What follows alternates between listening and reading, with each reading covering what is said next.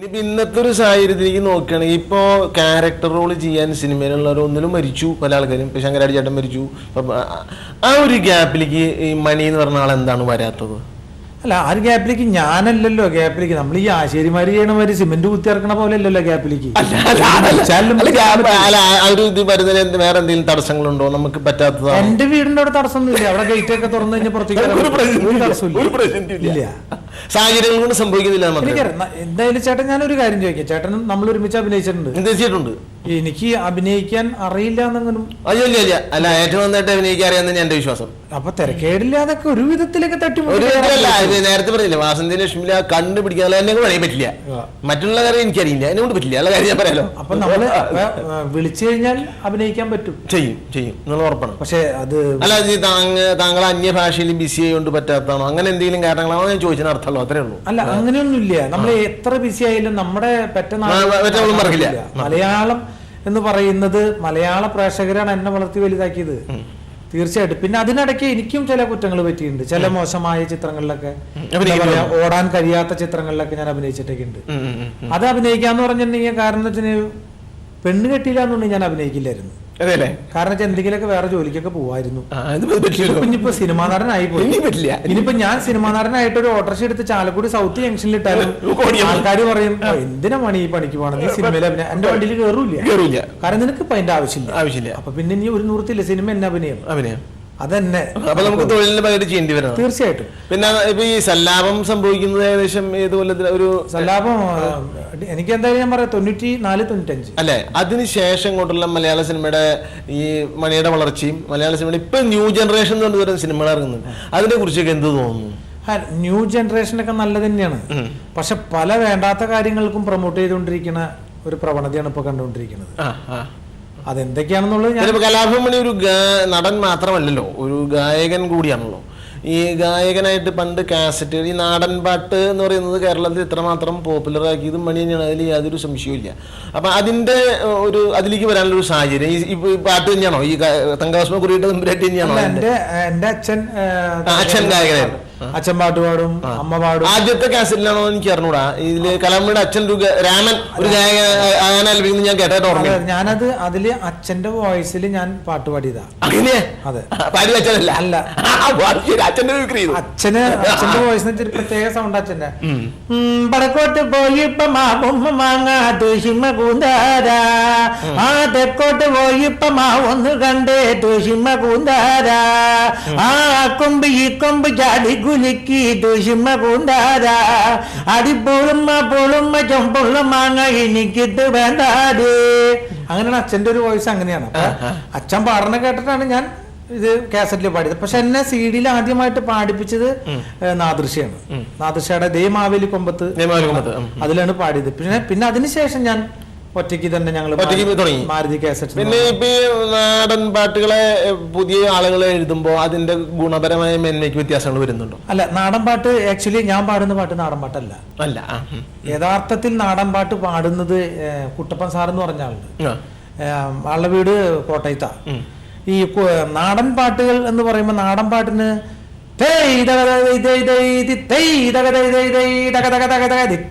അങ്ങനെ ഈ തകതക ഇത് തന്നെ ഒരു 1.5 മണിക്കൂർ ഉണ്ടാവും. ഈ അപ്പൊ അതൊരു വായ്ത്താരിയാണ്. പക്ഷെ ഞാൻ ആ തകതയിലേക്ക് പകരം അവിടെയൊക്കെ മാക്സിമം വരികൾ ചേർത്തിട്ടാണ് ഞാൻ പാടാറ്. അർത്ഥമുള്ള വരികൾ ചേർത്ത് നമ്മൾ പാടാറുണ്ട്. അതെ. പിന്നെ എന്റെ പാട്ടുകളിൽ നാടൻ ഉപകരണങ്ങൾ വളരെ കുറവായിരിക്കും. ഒക്കെ ഒരു ഇൻസ്ട്രുമെന്റ്സ് കൂടുതലായിരിക്കും. ഓർക്കസ്ട്രേഷൻ, അതായത് നമ്മുടെ ഇപ്പോഴത്തെ 6/8 തബല, പിന്നെ ഡ്രംസ്, അതൊക്കെ ആയിരിക്കും. പക്ഷെ എന്തൊക്കെ പറഞ്ഞാലും ഈ നാടൻ പാട്ട് നിലത്ത് ഒലിഞ്ഞു പോയ സമയത്ത് ഞാൻ അതിനൊന്ന് ഇത്തിരി വെള്ളമൊക്കെ തെളിച്ച് ജീവൻ കൊടുത്തു കൊണ്ടുവന്നു.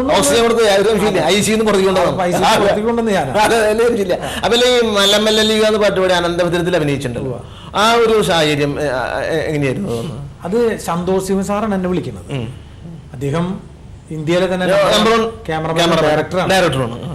അപ്പൊ ഇദ്ദേഹം എന്ന് വെച്ചിട്ടുണ്ടെങ്കിൽ ലണ്ടൻ, കാനഡ ഒക്കെ പോകുമ്പോ എന്റെ നാടൻ പാട്ടാണ് വണ്ടിയിൽ പ്ലേ ചെയ്യാം. ഓ അപ്പൊ അവരുടെ കൂടെ സായിപ്പന്മാര് ഫോറിനേഴ്സ് ഒക്കെ ഉള്ളപ്പോ ചോദിക്കും ഇത് ആരാണ് ഫെല്ലോ എന്നൊക്കെ പറഞ്ഞു.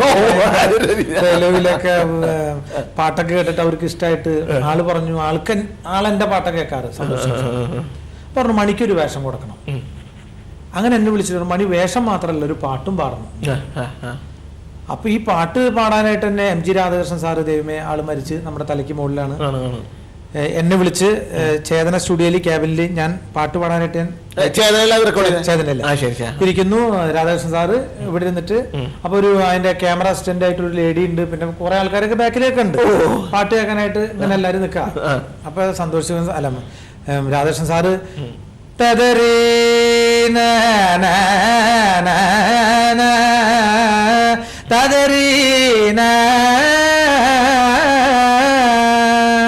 അപ്പൊ ഞാൻ അവിടെ നിന്നിട്ട് പറഞ്ഞു സാറേ ഇതൊന്നും നമ്മുടെ കിട്ടില്ല, ഒരു വക പരിപാടി എനിക്കറിയില്ല, അതിരില്ല. സാറിന്റെ അടുത്ത് പാട്ട് പറയുന്നു, എനിക്കത് പാടാൻ കഴിയുകയാണെങ്കിൽ ദൈവത്തിന്റെ അനുഗ്രഹത്തിൽ ഞാൻ പാടും, ഇല്ലെങ്കിൽ ഞാൻ ഇറങ്ങിപ്പോകും. തദ്രീസ സഭ കാരണം ജീവിതത്തിൽ ഞാൻ കേട്ടിട്ടില്ല. അപ്പൊ ആള് പറഞ്ഞത് മണി നല്ല അക്ഷരസ്ഫുടതയോടുകൂടി പാടുന്ന ഒരു കലാകാരനാ, അതുകൊണ്ടാണ് ഞാൻ ഇങ്ങനെ പറഞ്ഞത്. എനിക്ക് മണിയുടെ ഗാനങ്ങൾ ഒരുപാട് ഇഷ്ടമാണ് കേട്ടോ. അപ്പൊ മണി നന്നായി പാടും, അനുഗ്രഹിക്കുന്നു. അങ്ങനെയാണ് മലമല്ലില്ലൂയ തകതക മലമല്ലില്ലൂയ മലമല്ലില്ലൂയ തകതക മലമല്ലില്ലൂയ ഹായ് മലമല്ലില്ലൂയ അത്രയും പിച്ചില്. അത് കഴിഞ്ഞപ്പോ എന്റെ അടുത്ത് ഒന്ന് ക്ഷയിക്കുന്നത് ഇത്രയും പിച്ചില് പാടുന്ന ശ്രുതി തെറ്റാതെ ഒരു ഗായകനെ ഞാൻ കണ്ടത് മണീനെയാണ്. നന്നായിരിക്കട്ടെ. ഞാൻ അങ്ങനെ രാധാകൃഷ്ണൻ സാറിന്റെ കാലിൽ തൊട്ട് അനുഗ്രഹം വാങ്ങിച്ച് അവിടെ വളരെ വലിയൊരു സംഗീതം അഭിനയത്തിന് കിട്ടിയത് നമുക്ക് അഭിനയിക്കാം. എത്രയോ എവിടെ ഗായകരെ കൊണ്ടാ പാടിച്ചേക്കുന്നത്. എന്റെ സംഗീതം എന്ന് പറഞ്ഞ എന്റെ കേൾവിജ്ഞാനാണ്. എന്റെ വീടിന്റെ ഇതിലെ പോകുമ്പോ ഒരു സുബ്രഹ്മണ്യ മാസ്റ്റർ ഏതോ ലേഡീസ് ക്ലബിൽ ഇരുന്ന് പതിനീസ. വേറെ ഒന്നും ചോദിക്കട്ടെ, ഈ കേൾവിജ്ഞാനം എന്ന് പറഞ്ഞല്ലോ, ഈ പാട്ട് കേൾക്കുമ്പോ ഇതിന്റെ കാര്യങ്ങൾ ബോധപൂർവം പഠിക്കാൻ വല്ല ശ്രമം നടത്താറുണ്ടോ അതോ തന്നെ സംഭവിക്കുന്നതാണോ? ഇല്ല, ഞാൻ അങ്ങനെ പാട്ടിനെ കുറിച്ച് അങ്ങനെ ഒരു ഗവേഷണം നടത്തുന്ന ആളൊന്നും. ഗവേഷണമൊന്നുമില്ല, നമ്മൾ കേൾക്കുമ്പോ അതായത് ഒരു പാട്ട് ഇന്ന രാഗമാണ് നമുക്കറിയാൻ പറ്റും. ഇപ്പൊ ഒരുപാട് പാട്ടുകളിലൂടെ ഇറങ്ങുന്നുണ്ട്, ഒരേ പാട്ടിന്റെ സാമ്യമുള്ള ഒരുപാട് ഗാനങ്ങൾ ഇറങ്ങുന്നുണ്ട്. ഇപ്പൊ പറയുകയാണെങ്കിൽ എൻ വെട്ട് തോട്ടത്തിൽ പൂവെല്ലാം കെട്ടുപ്പാർ, എൻ വിട്ട് ജന്നൽ കമ്പി എല്ലാമേ കെട്ടുപ്പാർ. ഇത് എ ആർ റഹ്മാൻ പാടിയ പാട്ടാണ്. എൻ വിട്ട് തോട്ടത്തിൽ പൂവെല്ലാം കെട്ടുപ്പാർ, എൻ വിട്ട് ജന്നൽ കമ്പി എല്ലാമേ കെട്ടുപ്പാർ. ഈ പാട്ട് ശരിക്കും മലയാളത്തിലെ യഥാർത്ഥ ഗാന.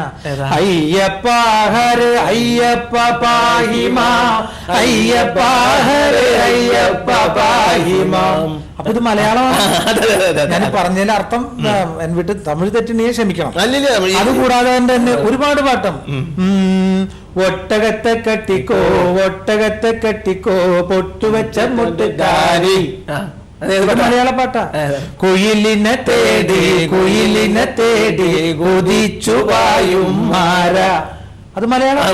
അതേ മലയാളത്തിന് വേറെ വന്നു. അനിയത്തി പ്രാവിന് പ്രിയമൂവർ നൽകും ചെറുമണി സുഖമുള്ള നോവ്. അപ്പൊ ഇതെല്ലാം ഒരേ പാട്ടാണ്. ഇങ്ങനെ നമ്മൾ അറിയാണ്ട് സ്വാംശിരിക്കുന്നു. തീർച്ചയായിട്ടും. കളിവീടുറങ്ങിയല്ലോ കളിവാക്കുറങ്ങിയല്ലോ ചൽത്തീരമേ. ഇത്തരം പാട്ടുകളൊക്കെ എന്തിന് ഞാനൊരു പാട്ട് പാടാം സപ്പിനെ മൂജിനഹി.